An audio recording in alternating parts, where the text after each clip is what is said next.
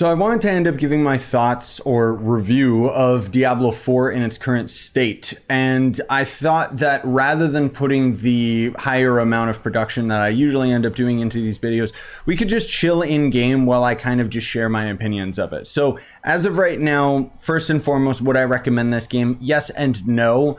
I think that to a casual audience that hasn't played Diablo games in the past, who aren't going to know any better, they are more than likely going to be right at home with this game and absolutely love it. However, for more hardcore Diablo fans, I don't know if I could recommend Diablo 4 in its current state.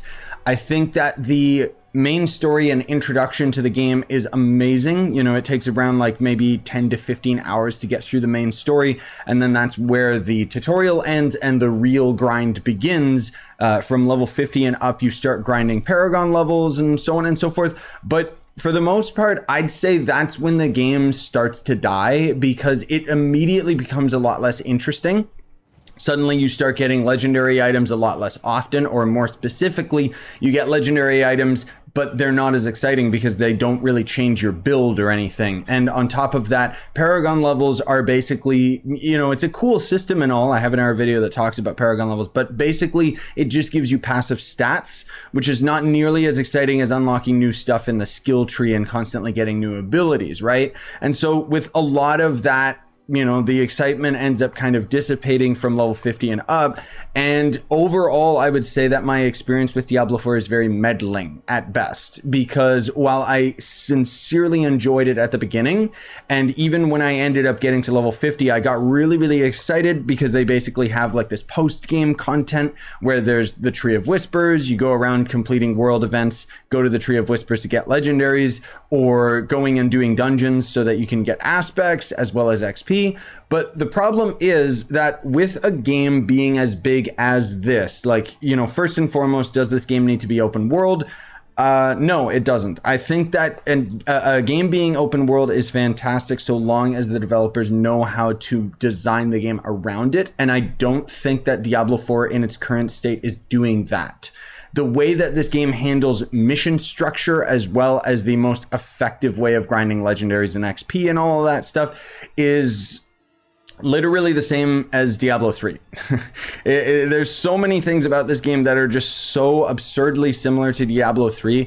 And I think that that's where my main disappointment comes from, because even with the classes and all of the abilities that you end up getting, you know, there's all these crazy abilities that you get, and they're really cool, and they look really nice and fancy, but so many of them were already in Diablo 3. I was kind of expecting Diablo 4 to be an evolution of the game rather than just feeling like Diablo 3 with you know, a new coat of paint.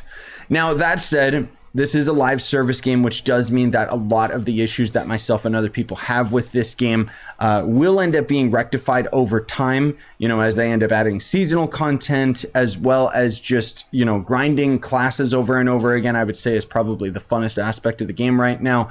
I'm not into leveling up my character beyond level 67, because as I ended up calculating it, it would basically take me an hour of doing the same dungeon over and over again to get a single level. And that's just not fun to me. You know, I want to end up coining the phrase that one of my friends ended up saying, where he said he could log into Diablo 4, play for 6 hours, and log out without gaining any progress whatsoever. Obviously, he's going to end up gaining like a level or two, but it just is superfluous because all you're really doing is getting stats at this point.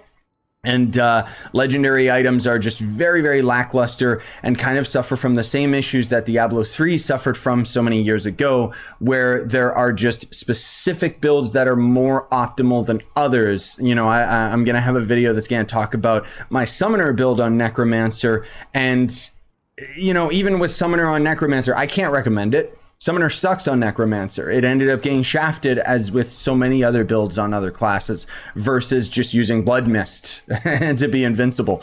And it's a real shame, you know? So anyways, long story short, what do I end up rating this game? I'd give it like a 3 out of 5. I think that there are definitely some appealing aspects of the game, but as of right now, there's some severe balancing issues. There's also kind of a very, very strong disconnect between what the developers think that the players want and what the players actually want. The developers thankfully are being very receptive to the criticisms, and I think that they are going to end up rectifying a lot of the problems with Diablo 4, but unfortunately a lot of it's going to be rectified over time. And as of right now, I just can't stomach playing this game anymore. So I'm still going to end up probably producing some videos here and there, but generally speaking, I want you to know that I'm not going to end up streaming this game anymore, and even the videos that I am going to end up making on this game are probably going to be few and far between, at the very least until the season starts in July, because unfortunately that's when the first Battle Pass season starts, because they drag out the content, because yeah.